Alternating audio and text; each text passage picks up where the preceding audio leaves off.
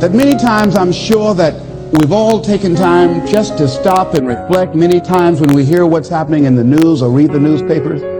Where's all of this leading to? What's going on here? And so I think that now more than ever, we must begin to look at what are the things that we can do that would put us on some firm footing in life, that will enable us to do some things and use some powers that we have, that many of us go through life never ever discovering that we have those things going for us. And part of that, I believe, is knowing what it is your life worth. What is it that gives your life a sense of meaning and purpose? Because once you find that, it puts you in your power place. See, if you know what your life work is, I encourage you to start working on it. If you can't do it all at one time, do just a little bit of it. And if you don't know what it is that you showed up to do, if you don't know why you're here, I encourage you to find out what your purpose is here. What is the meaning of your life? What will be different? Have you ever asked yourself that question? I've done that. I remember coming from a friend of mine's funeral, and I was reflecting on how much time I had left. And I went for a walk in a park thinking about this guy whose life was so promising. And I mean, he wasn't an old guy. He was quite young, in fact. And I thought about all of the things that he said he was going to do, and he never got a chance to do those things. And I started thinking about my own life and how much time I had left to do the things that I would like to do. And at that time, I wasn't sure what my life purpose was, what my life's work was. I wasn't sure about it at that time. And I thought about it quite a lot. I had some idea, but I wasn't convinced. I don't think I felt worthy. I didn't believe that it could be me to do this kind of work that I'm doing right now. And I say to you that if you begin to take a conscious effort to find out what it is that you're supposed to do, I say that it can literally save your life. I said that it can literally save your life. 85% of the American public, according to recent studies, are going to jobs that they hate, working on jobs that do not challenge them. They get sick thinking about going. Because, see, when you go to a job and you already know how far you can go, you can already see that proverbial glass ceiling. See, when you're going someplace and you already know how much you're going to make, you already know how far you can go, you're in a dead-end position. It erodes your self-esteem. It lowers your sense of yourself. It creates an inner turmoil. It creates an emptiness in you. So I say that your life is worth finding what it is that you're supposed to do. And I'm not saying quit your job. I'm saying find it and do just a little bit of it. Just start working at it just a little bit, but do find out what your work is and hold on to it, and don't let your dream go. Don't let it go. See, and here's something else I want you to begin to look at. Why is it that most people don't pursue their dreams or don't do better than what they're doing if they're capable of doing it? I think that many of us don't go the next step because we don't know what to do yet.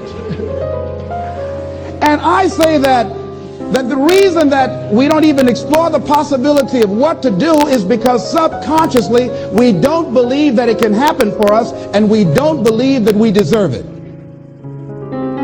Here's something else. Most people are not living their dreams because of fear, ladies and gentlemen.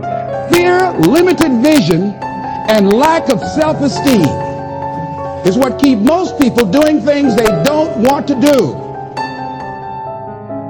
That is an illusion that we create in our mind. It is a state of mind that can be changed. So let's look at how we can begin to take some steps to restructure that fear, to begin to expand our visions of ourselves, to begin to increase our self-esteem. Webster said that self-esteem means competence and satisfaction in oneself. The same reason that people stay in relationships where they're abused or they're unhappy or it's unfulfilling, they can't see themselves beyond that relationship They can't see themselves enjoying life without that person. They think that this is all that they can do. The same reason that people get stuck at a certain level in life. They can't see things being better for them. And they think that this is it and this is all they deserve. This is all they've ever seen. It's been passed on to them. And they think that this is it for them. Oh no. I was looking what Dr. Blanton, Smiley Blanton, who is a colleague of Dr. Norman Vincent Peale, what he said about fear. He said, fear is the most subtle and destructive of all human diseases. Ladies and gentlemen, fear kills dreams. Fear kills hope. Fear put people in the hospital. Fear can age you. Fear, ladies and gentlemen, can hold you back from doing something that you know within yourself that you're capable of doing, but it will paralyze you. And it seemed like you're in a hypnotic spell. And I ask you a question, what is the benefit?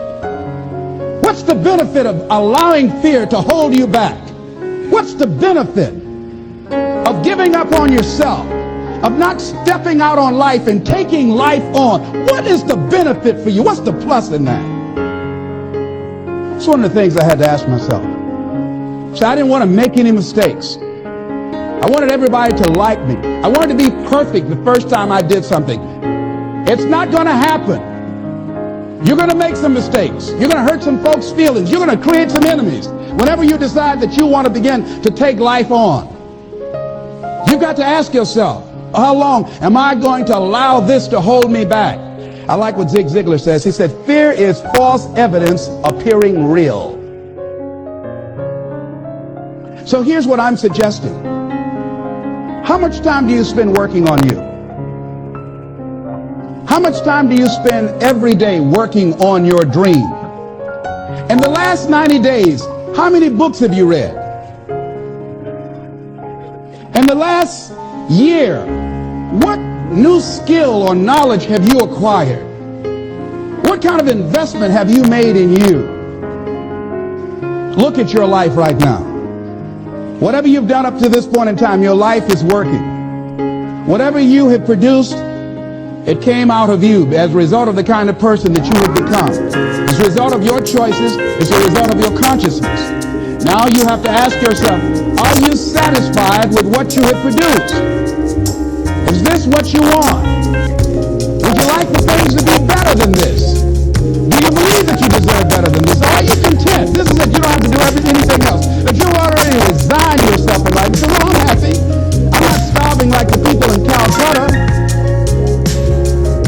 So I'm saying that as you begin to look at where you want to go, if you want to make it today, and things are changing so fast you have to literally run to stand still, I'm saying that you've got to make some conscious effort to begin to work to develop you. Are you allowing yourself to get off the hook like that? Or do you believe somewhere in the back of your mind or in your heart that there's some other great work for you to do? There's something else that life has for you. And that's why you're here. How do we handle this fear factor? How do we increase our self-esteem? You have to begin to fortify yourself. How do we do that? I believe that you have to begin to consciously monitor your inner conversation and start talking to yourself. Start building yourself up. Sometimes the only good things you will hear about you are the things that you say to you. So I'm saying learn to be your own booster. Start building yourself up. Start encouraging yourself. Start saying, I can do this. I can make this happen. When I started thinking about becoming a speaker, I said, yes, I can do this. I can make this happen. When I start trying to convince myself I can be a businessman after flopping and failing and losing thousands of dollars and feeling stupid and dumb and having people take advantage of me because of what I didn't know, I had to talk to myself because people were saying to me that I was dumb. And somewhere in the back of my mind, I was saying, you're right. Look at what I've done. I had to say, no, Les. Hey, come on, man. Get yourself together. You can handle this. You just haven't figured it out yet. It's all right. This is your training period. This is the tuition you have to pay for what you don't know. You can do this. Other people have done it. It doesn't take an Einstein. Get you some people that can teach you some stuff that you don't know. Get you some people that have done it successfully and learn from them. Take some seminars, workshops, read some books on how to manage a business. Change the way you see yourself and begin to tend to the personal details. Understand that nobody's going to take care of your business better than you.